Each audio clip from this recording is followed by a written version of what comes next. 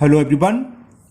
Today we will solve exercise 17B class 6 RS Agrawal math.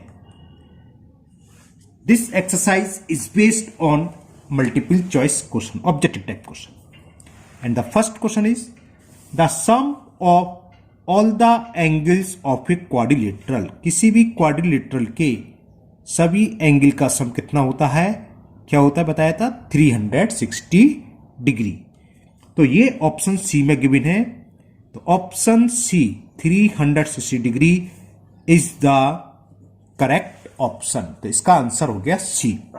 The sum of all interior angle of a quadrilateral is 360 degree.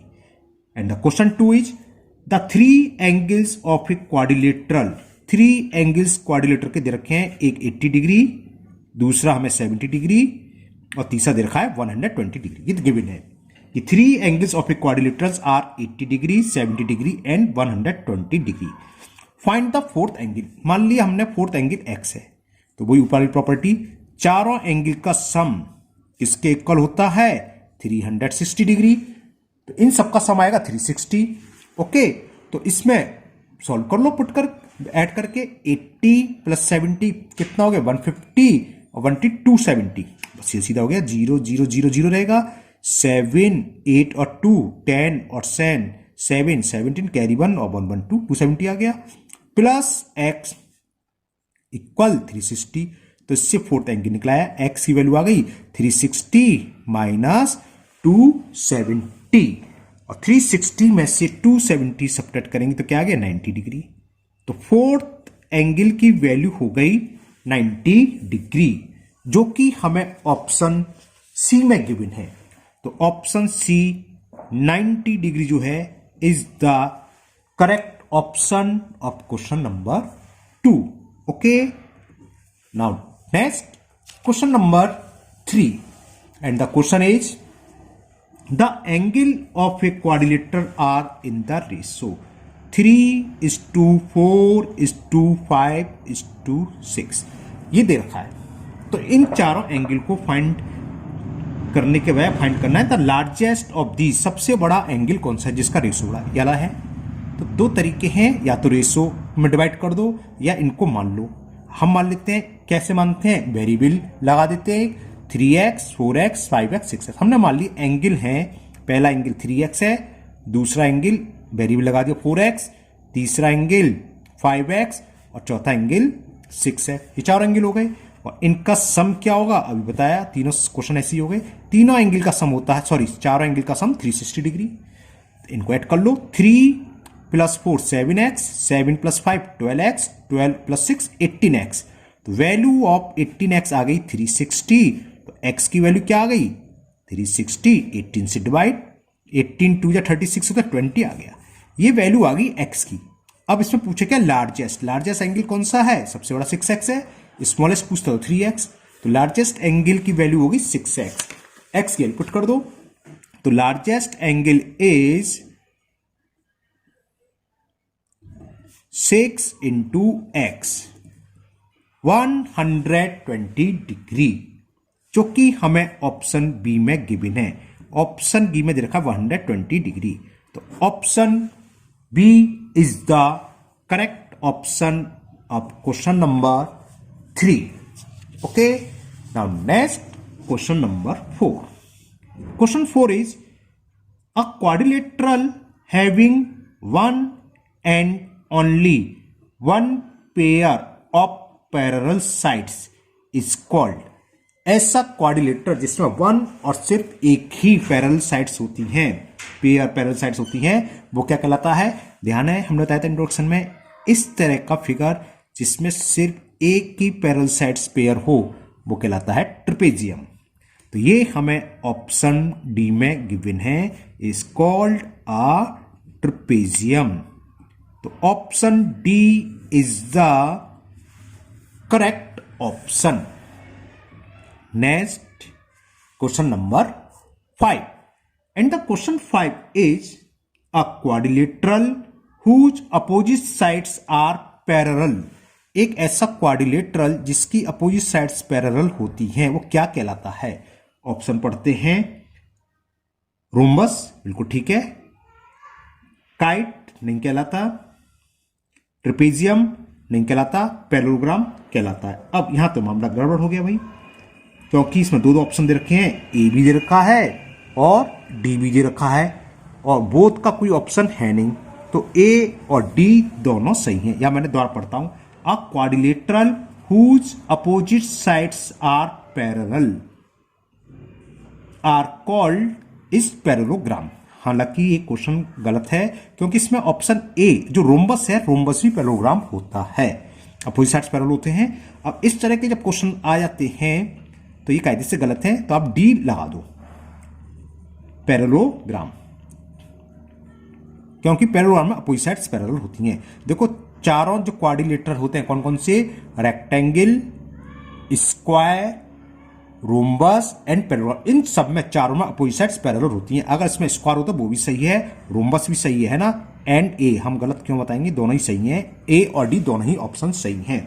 इसमें mistake है question में, MCQ में है ना, एक option और देना चाहिए था कि बोथ ए एंड डी, ये दोनों ही आंसर सही है। रोम्बस भी होता है, opposite sides are parallel, rhombus में तो अपोजिट पैरेलल होती हैं, रेक्टेंगल में भी पैरेलल होती हैं, स्क्वायर में भी। तो इसके दो ऑप्शन होंगे ए एंड डी, इसमें आंसर नहीं दे रखा आपको, है ना, ये क्वेश्चन में मिस्टेक है, क्वेश्चन मिस्टेक नहीं है, ऑप्शन में मिस्टेक है, एक ऑप्शन और होना चाहिए, बोथ ए एंड डी, इसके ए और डी दोनों ही आंसर हैं।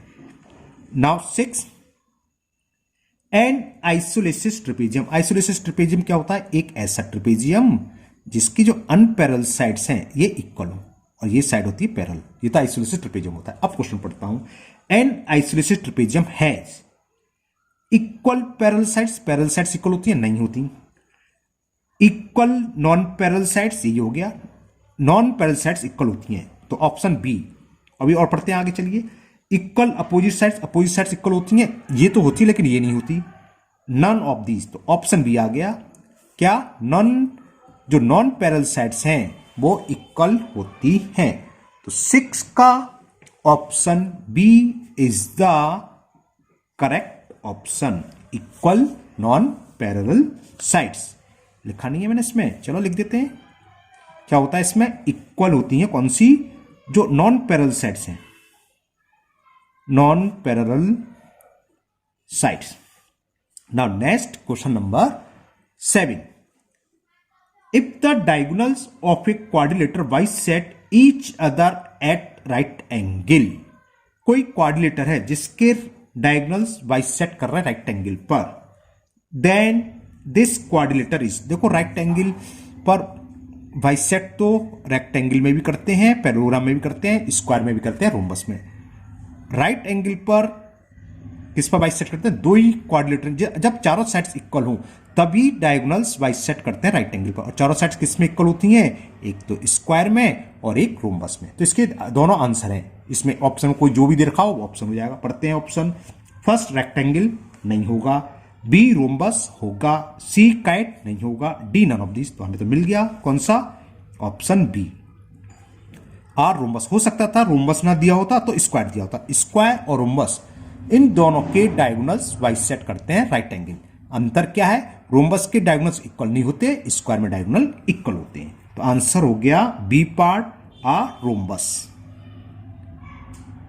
It is the correct option of question number 7। Now question number 8, a square has, first option दे रखा है, all sides equal and diagonals unequal. अभी हमने बताया स्क्वायर के डायगोनल्स इक्वल होते हैं, तो ऑप्शन ए तो नहीं होगा।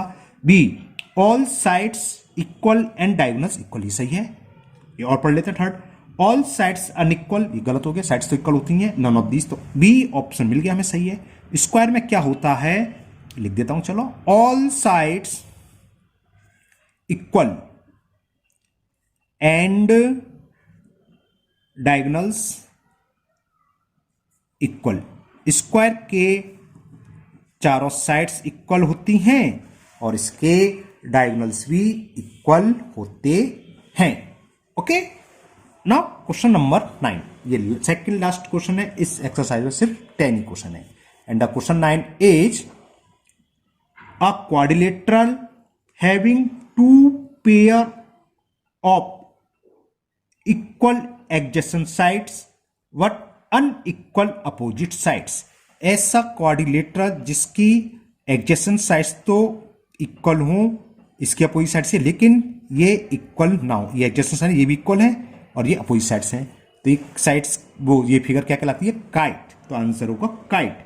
ऑप्शन दे रखा है ए में ट्रेपेजियम, तो it is the wrong, B parallelogram, it is also wrong, C kite, तो मिल गया सी। तो ऑप्शन सी काइट से इट इज द करेक्ट, क्योंकि इसमें देखो एडजेसेंट साइड ये दोनों इक्वल है। अगर हम याली एडजेसेंट साइड लाएंगे तो ये भी इक्वल है, काइट भी तो इक्वल होती है, लेकिन इसकी अपोजिट साइड इसके इक्वल नहीं है, इसके अपोजिट साइड इसके इक्वल नहीं है, तो ये कहलाती है काइट।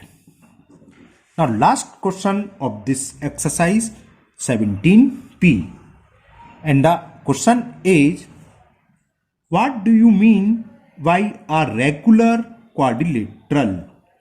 कौन सा होगा ये पूछा है। ऑप्शन ए में रेक्टेंगल, रेगुलर क्या होता है, जिसके चारों साइड्स, चारों से मतलब जितनी भी साइड्स हैं सब साइड्स इक्वल होने चाहिए और इंटीरियर एंगल भी इक्वल होने चाहिए। रेक्टेंगल में क्या है, अपोजिट साइड्स इक्वल, लेंथ अलग होती है, विड्थ अलग, तो रेक्टेंगल तो नहीं हुआ। रोम्बस ऑप्शन बी दे रखा है, रोम्बस में क्या होता है, ऑल साइड्स, रोम्बस की फिगर क्या होती है भाई, रोम्बस की फिगर ये है, अगर ये 60 डिग्री है तो ये होगा 120, साइड्स तो इक्वल है लेकिन एंगल इक्वल नहीं है, तो रोम्बस भी गलत हो गया। स्क्वायर ये मिल गया, स्क्वायर में क्या है, चारों साइड्स इक्वल और चारों एंगल, इंटीरियर एंगल कितने होते हैं 90 डिग्री, तो यही आंसर हो गया ऑप्शन सी। फोर्थ में देखा ट्रेपेजियम, तो ऑप्शन सी हो गया square. Square is a regular quadrilateral, ठीक है ना, रेगुलर क्वाड्रिलेटरल मतलब सारी साइड्स इक्वल हो और सारे एंगल इक्वल हो। रोम्बस क्यों नहीं हुआ, क्योंकि एंगल इक्वल नहीं है, साइड्स तो इक्वल है लेकिन एंगल इक्वल नहीं है। ऑप्शन फर्स्ट था रेक्टेंगल, रेक्टेंगल में तो एडजेसेंट साइड इक्वल नहीं होती, तो समझ गए। तो ये एक्सरसाइज कंप्लीट हुई और मुझे उम्मीद है आपको बहुत अच्छे से समझ में आ गई होगी।